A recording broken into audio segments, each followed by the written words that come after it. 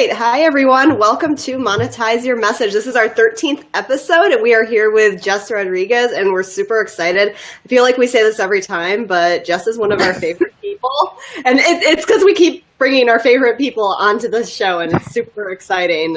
If you're joining us for the first time, I'm Jessie. I'm one half of North Star Messaging and Strategy, and over on the other side of the screen is Marie, who is the other half.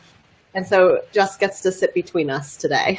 And so Jess is joining us. She is a business and visibility strategist for purpose-driven women who are looking to scale from 4-figure months to 6-figure years without compromising the life they truly want in order to do so. She is the founder of the Daydream Achievers, and she just launched the Achievers Circle, and she's just doing all sorts of amazing things that we're really excited to talk to her about. So welcome, Jess. Thank you so much for being here. Thank you for having me. Hi, guys. Hey, so I just kind of want to start by talking a little bit about your journey, because I've heard pieces of it through some of our past conversations and whatnot. But from what I've gathered, it's been kind of a really, like, you're in a place right now where you feel as though your message is strong. The people that you're working with are people you love and adore. And so what was that journey like, and how did you get to this point? It's definitely been a journey. That is the key word. So I am somebody who started originally, I'm a graphic designer background. I was in an ad agency, unhappily in an ad agency. And for me, it was always this pull to do something more, but I didn't know what that was or even that online business existed. So at the time, I thought the best way to kind of heal some of the chaos that was going on in my life. I was working 4 jobs, so full-time at an ad agency, and then I had 3 part-time jobs because why not? Like, that's what you have to do to pay your bills.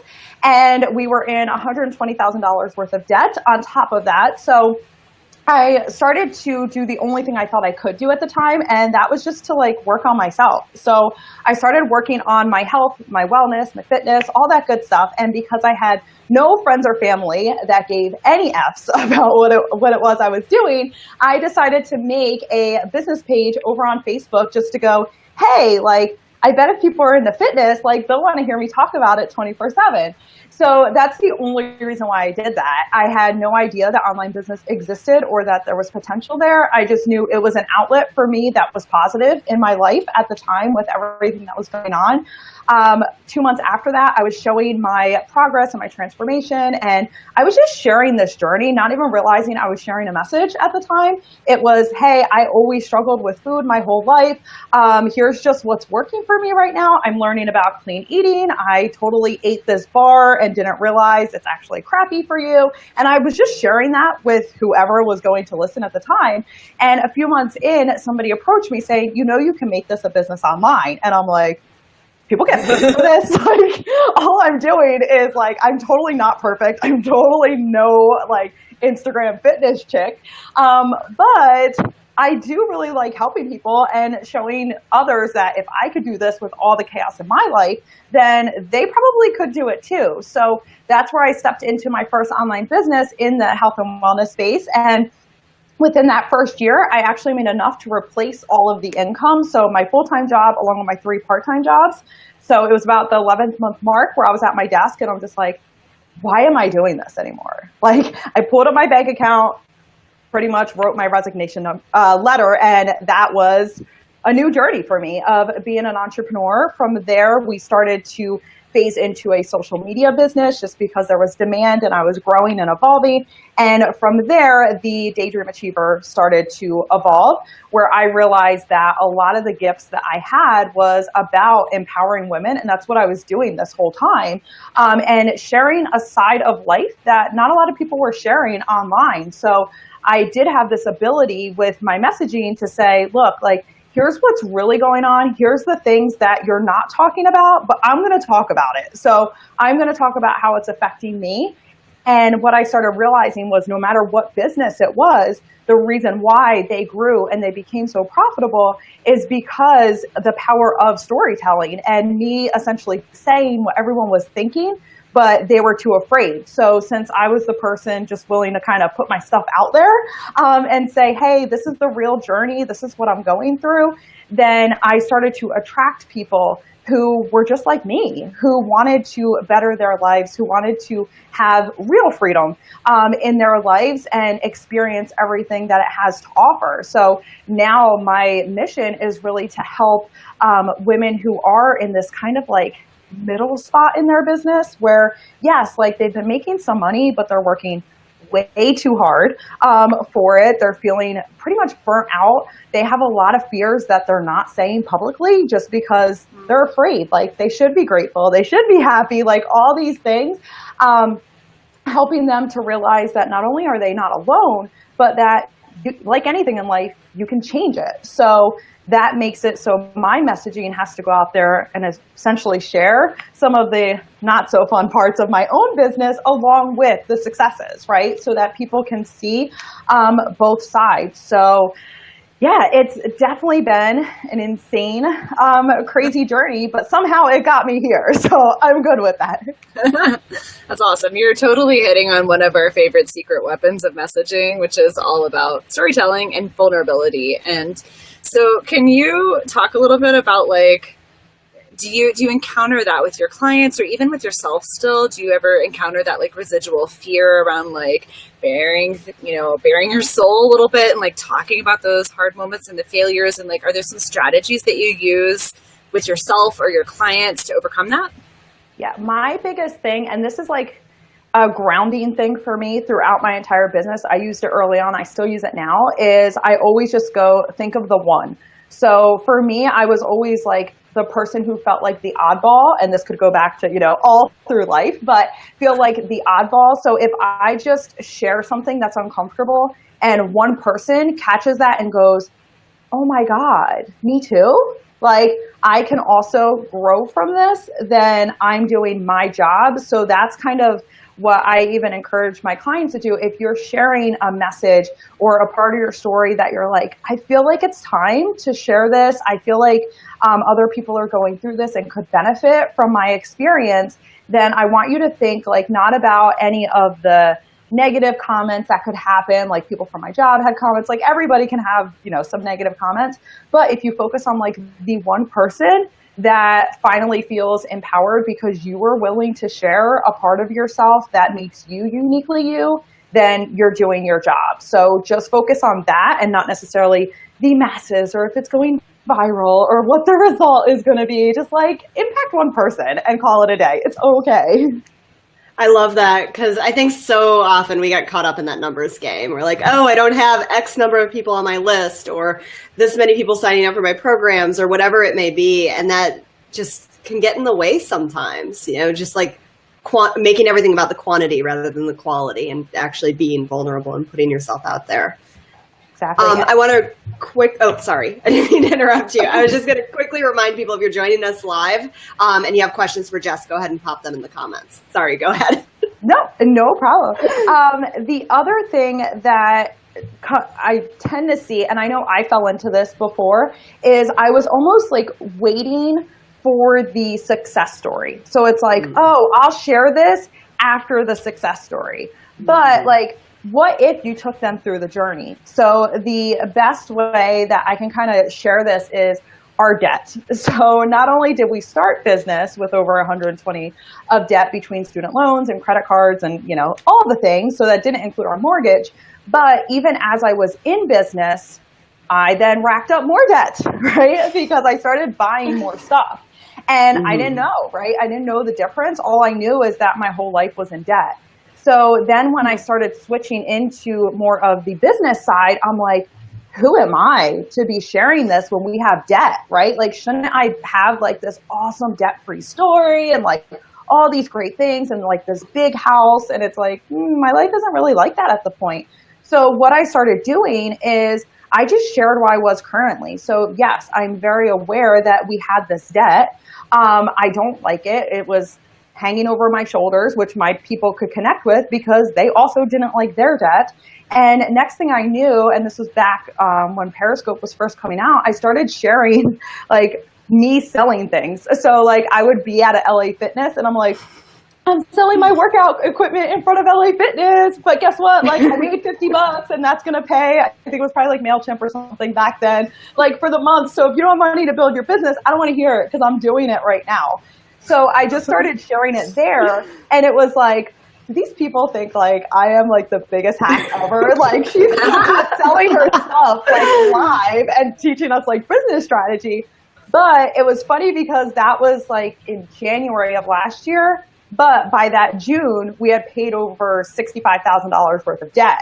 So it was like, well, now we had this great story where like, yeah, our people could see like our student loan payments came in as zero, and I shared it.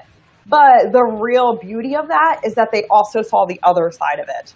So they saw the things I was doing to get there. So like, here's the switches we made to be able to invest in our business without using credit cards. Here's the things that we did to like minimalize so that we could not have to worry about this. And I think sometimes people miss that with their audience, that you can share throughout the journey too. You don't have to wait for this like one big thing. Totally. So it's about sharing, but it's also about giving value. And that's another thing you're talking about, right? This like what experience you have, what knowledge you have, like you've always been really generous with that and like being open about it and integrating it into your story. So I'd love to hear more about that too, and what your philosophy is around like sharing value and like how much is too much and like how much is just right. Yeah. So one of my favorite, and I wish I could remember who originally said this, but I learned early on is that you can share something if it is a scab, not an open wound. So if I am still like processing something, or I don't have any idea of like where my direction is, or I'm just like lost in the sauce, like with myself, I just keep that here. You know, like that's something I need to work through. I don't need opinions on that. And I really like follow my instincts. So it's like, okay, I'm making forward momentum. I'm starting to make progress. Let me share this with people of like, here's what's going on behind the scenes, but I can feel good about it. I'm not going to go on a tangent or cry, like bawling live, although I probably have before in different circumstances and celebration. But like, I'm not going to like use it as therapy. I instead am going to share the journey as I am overcoming something. Totally. I love that. And I love that it's a show, don't tell aspect that Marie and I talk a lot about within just like the mechanics of writing. Is you want to show people something, you want to show people how you felt, you don't want to just tell them. But that applies to everything. That applies to when you get on Facebook Live and what you talk about in your launches and all of this stuff, because otherwise how are people going to connect with you? And you just wrapped up a launch, right? Yep, absolutely. And we talked like a week ago, and I think you said it was one of the easier launches as far as like your sanity was concerned. And I don't know, can you talk a little bit about that and about your messaging around that launch and why you felt that it was kind of not as super stressful as past launches might have been? I think one thing that I've been really digging into this year has been growth in a whole different way. You know how like you start the year and you're like, these are all my goals. And then it's like, you're growing in all these ways. So it's definitely been one of those times. And for me, I realize that when I do go through a launch period, of course, we all have like these mindset things that start to come up. But one of them was, okay, what if I show behind the scenes as I go through this launch? Like, let me just try something different. And sometimes I'm a creative at heart. So sometimes just doing something different sparks new life into me. So I'm like, okay, let me show behind the scenes. So it's kind of like you're being sold something, but also learning, right? Like at the same time, because I'm talking about the same thing. But the other piece is realizing that, you know what, I need way more time for myself than I thought. And before I used to be sorry about that in a way. So it's like, oh no, put everyone else first, not yourself. And when I started realizing, one, the people that I love to work with, I'm always encouraging them, like, find your freedom. Like, don't get into that spot where your business overwhelms you and takes over. So I'm like, you know what, I'm just going to do this with myself. Like, I'm just going to totally like do whatever I want, spend more time on myself than my business during this launch and see how I show up. And I realized my energy was totally different. Being able to show behind the scenes excited me because I'm a teacher naturally. So I'm just like, oh, I love to show you the things that were going on. So it was just allowing the creativity to flow and not getting so focused in the strategy and the steps and like the things, and just kind of leaning into what felt right and specifically calling out my people. So I was very vocal about who this offer was not for, which I've never done it that vocally before, where it's like, no, don't send me your money. This is not for you. Like, very like bold about it. And then it was like, this is for you if, and practically like smashing my face on live. I felt like you want to join this if I just said you. Like, as I started owning that message for myself, it became so empowering that it's just become like, I'm essentially going to do every launch this way unless something changes, because it just felt so good. And I think it's because I really like took charge of my message and the fact of, hey, this is who it's for, this is who it's not, and this is how I want to feel during this. And I hope you guys have the same experience during your launch. So I'm just going to share how awesome this feels with you so you can see what's possible. Totally. As another reminder, if you guys are watching live, if you have questions, pop them in the chat. But you told us outside of the scope of this particular episode earlier, the result of that in terms of like the people who came into the program. So was it successful in terms of getting through to the right people? I'm obsessed with the people in the Achiever Circle. Like, it is, I have no shame, no nothing. Like, it's funny, like seeing the conversations, and before we got on live here, I had some sessions with a few of the ladies in there, and it's just like, this is what happens when you stop, and this is something I've been working on, especially within this past year, is because you can help everyone and serve everyone, it doesn't mean you should. And I've really dealt with a lot of guilt around that, to be completely honest with you guys, because there's so many people that connect with the stories of either my debt or leaving my job, or like just the struggles that I've gone through that I've shared publicly. But it doesn't mean I'm the best person to serve them at the stage they're at in business.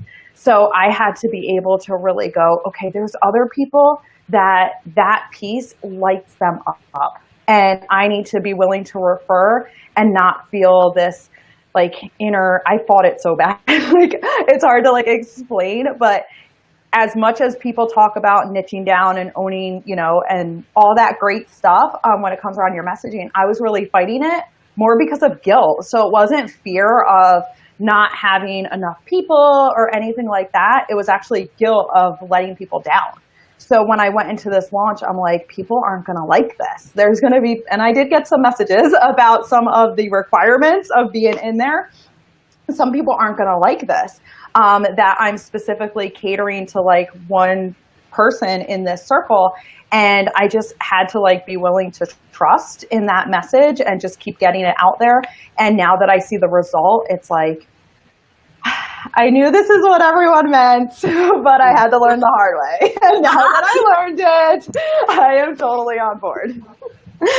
Yeah, and I think that touches on such an important thing, kind of going back to that quality, not quantity thing.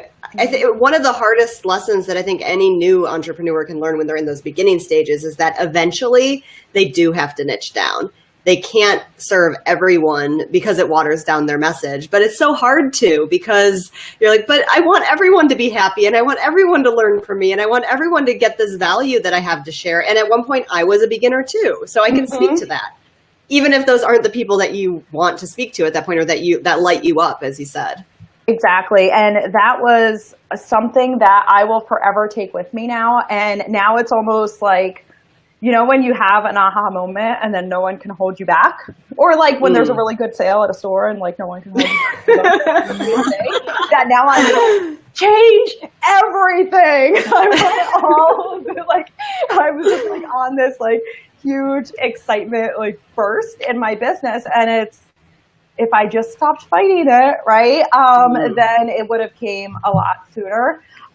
So it's definitely been a learning lesson. And one of the reasons I want to share that, and I want to share a lot, is the fact that it doesn't matter what stage you're at in your business, you are going to learn all the time. Like, you're definitely going to face down moments. You're going to fail. You're going to win big. You're going to lose big. Like, it's all a part of it. And it's just like how we go through that really starts to make the difference. And if we choose to learn from it or just kind of, put our head in the sand and pretend it never happened. Yeah. And I think it's fair to say that the new clients, the people that are in your Achievers Circle have adore you as well. Jen commented, she said, I'm in the Achievers Circle and the energy is amazing. I'm in love. So you reach the right people and the right people are with you. And that's just such a freeing moment, isn't it? To just be like, yes, I found the right people and they're here. Exactly. And now it's just a matter of, okay, now that you realize that, it's time to continue to build on that with your business, really start to own it, which is exactly what I'm doing. So as your message changes or as you evolve, and I'm sure you guys dig in with your clients with this a lot, it's just the fact of, are you willing to lean into it, or do you want to stay in one set way, the entire time you're in business and see how that works for you. Right. Mm-hmm. I think if there's one takeaway that I think I would love for anyone to take away from this conversation and watching your business and hearing your journey, it's all about there's hope, right? That you can build a business that is true to you, right? And actually the more true to you it is, and the more you share your actual story, and the more you work with the people you actually want to work with, the more success you're setting yourself up for. And that's not what people think. I mean, I think people think that in a fairy tale, yeah, sure kind of way. Mm-hmm. But it's legit true, you know, and your message reflects that. Mm-hmm. And I was just in a group earlier today talking about this topic where, you have people that do business different. And for a long time, I struggled with the fact that I'm not serious enough. And then all of a sudden I was too serious enough, too serious. And then it was you're not experienced enough. Then it's oh, do you know more than is good for you? And you could continue to play this whole game with yourself throughout the way, or you could just go there and show up with who you are and let that be your message, as you're finding your way through this whole process. Yeah, and that's so important, right? Finding your way. I mean, you said right at the beginning of this interview that you didn't even know you had this message. You kind of fell into it with the fitness stuff. And it was wait, I have a message. And then it evolved over time to where it is now. And I think that's also such an important thing when it comes to monetizing your message, is acknowledging that you are never stagnant. You are never stuck with the message that you have. It can shift and grow with you, and that will allow you to continue reaching the people that are best for you to serve at that given time.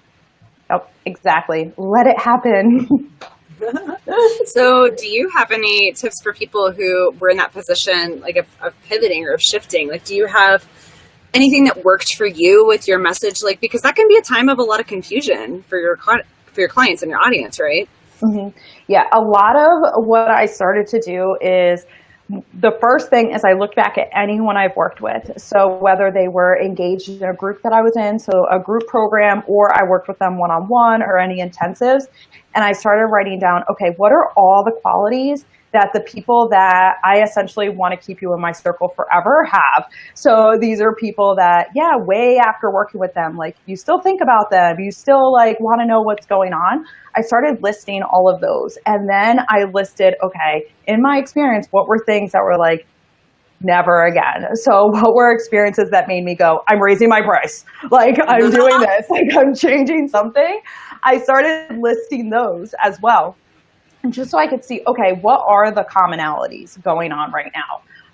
And am I willing to own that, hey, guess what? I don't work best with these people. So as they come, and I could see the list, I kept it right on my desk.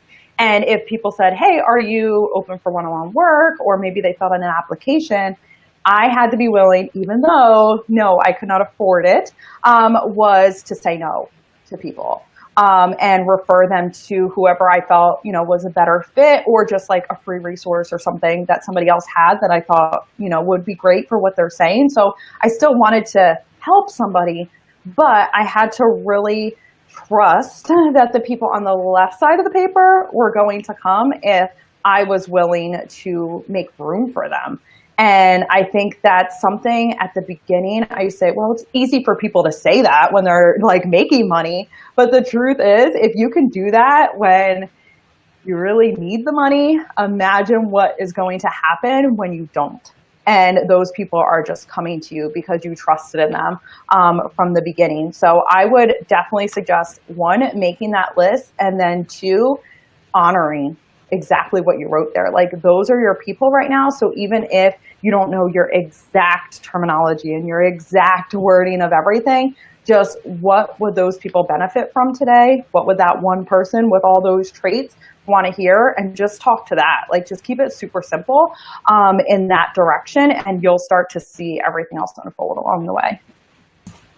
That's really good. Amazing. I mean, it's like, how would you feel if like you took on one of those like just for the money clients and then booked out and you had to say no to like a dream client, right? I mean, that's like heartbreaking. Mm-hmm. So you're right. It's all about trusting. Yeah, and I think that's a good homework assignment for everyone listening, whether you're listening live or catching this on the replay, to think through those things and make those lists for yourself. Because sometimes even just the act of writing things like that down can reinforce it in your mind and be like, oh yeah, I really do want this. I really do want to help these people in this way. And in those other people, the people that you decide not to serve, you're still helping them by directing them towards what will help them and by not spreading your energy to them. Exactly. And it has nothing to do with them, right? It's not like, oh, you're a bad person, like you're on my, other side of the list. Not at all. It's just that, hey, there's somebody else who gets super excited to help you with where you're at. That just doesn't happen to be my personality, which is beautiful because we're all wired differently. So being able to just step into that, you're serving them way more than every time you get on a call or whatever the case is. You're just like, is this almost over? Like, would you want someone to be bringing that energy to your call? So you just kind of do the same thing, and you'll see it grow from there. People feel that excitement. That's super true. And I think that just goes back to, I don't know if you have like a mantra around transparency, but it sure seems like it is like one of those things that is really like a value that you hold dear, and like, and just being fun about it too, right? Like just be, oh my God, hi Adrian. She said, OMG, hi. So I stayed right back. But yeah, no, I think that's one of my favorite things about not only your message, but just like you. And I think it makes your business so appealing, right? To like the right people. Exactly. And I think if anything, if you've ever said, I'm in a saturated market, I'm in, this, that, there's so many people, I always I have to laugh and catch myself, because first it's like, okay, well, I started in health and wellness. That's a freaking saturated market. It was also under network marketing, which meant that at the time there was like 200,000 of us selling the same freaking thing. So like, what makes you different than the other person? You, right? Like, that's the only reason. Like, people didn't even know I had products. They just wanted to work with me. And I'm like, guys, I'm not that cool. But the truth was, like, I was at least going out there being real, and that's what they wanted to connect with. So you have that option to do that with your business. Like, it doesn't matter the market, it's what you do with it. That's why affiliate sales, people are all the way at the top and other people don't do well with them. It's because they take the same thing, but they make it unique to them. And those are the people that you see, doing really well in that space as well. You're totally that cool, by the way.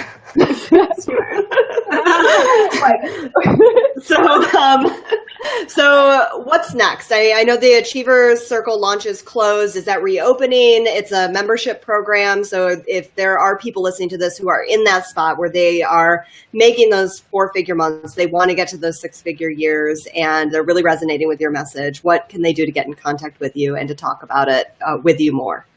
Yep. So you can go right to achievercircle.biz, and that will actually put you on the wait list. So we're going to be opening the doors again right at the beginning of July. So right now we're getting to know, each other in the tribe. And I could tell you that you will be around some amazing women. In case you didn't know, I am kind of in love with that group. So you can jump on the wait list. And then when we open the doors in July, we'll let you know about the special bonuses and how you can be a part of the circle. And then, of course, if you want to just learn more about me, you can come on over to the daydreamachiever.com, and that will give you access to all the goods, the podcast, and all that fun stuff we have going on over there. Awesome. Adrian's putting in links. So Thank definitely check Thank it you, out. Adrian. Yes, you can have more Jess in your life. You just have to follow the links. So thank you so much for being here today. This has been so much fun. And I love the takeaways. I love your personality. And I feel that is like your message about like building a business based on that and values and like vulnerability and realness and like showing behind the curtain, like all that stuff is just like so powerful and is like, and not only is powerful, but is like I said, it's hope giving, right? People think they have to be a certain way and like, nope, they just have to be themselves. Exactly. You guys can see my desk right here. Trust me, it don't look like Pinterest right now, but it's getting a lot of things done. So that's all that matters. Show up, be you, and just freaking bring your message out there. Absolutely. And thank you so much for sharing your message. And thank you, Adrian, for being our moderator. We really appreciate it. If anyone is catching this on the replay, we will post all of those links in the description. If you have any follow-up questions for Jess, feel free to post them in the comments. And if you joined us live, thank you, thank you, thank you. We do go live every Tuesday at 1 p.m. Pacific and 4 p.m. Eastern. And we are doing an interview series this whole summer. So we're bringing in tons of great people to share how they're monetizing their message, like Jess. Thank you.